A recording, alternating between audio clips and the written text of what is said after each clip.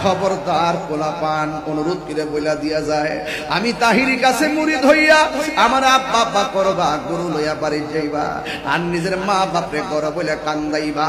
তোমার মতন মুরিদ আমার দরকার নাই। যেই ফিসাব কইব মা বাপ লাগবো না, এটা ফিসাব না, এটা হলো বেঈমান অভিশাপ। এই জন্য অনুরোধ করে বলে দিয়া যায়, বাপটারে ফায়াদিরা সালাম কইরো, মাটারে ফায়াদিরা সালাম কইরো।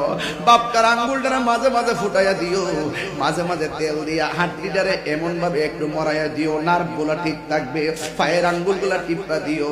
আজকে বাপটারে হাতের মধ্যে হাত দিয়া টিপা দিতে, আঙ্গুলি টাইনা দিতে তোমার সময় হয় না।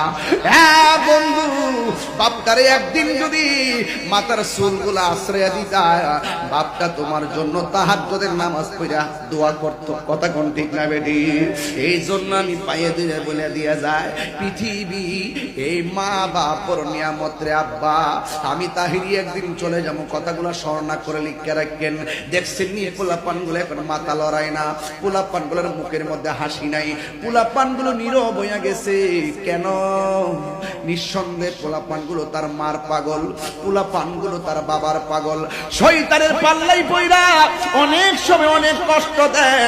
খবরদার খবরদার, শয়তানের পাল্লাই পইরা মা বাবারে কোনোদিন কষ্ট দিও না। এই জন্য আমি তাহিরি মাঝে মাঝে বলি, বাবা গো বাবা, বাবা গো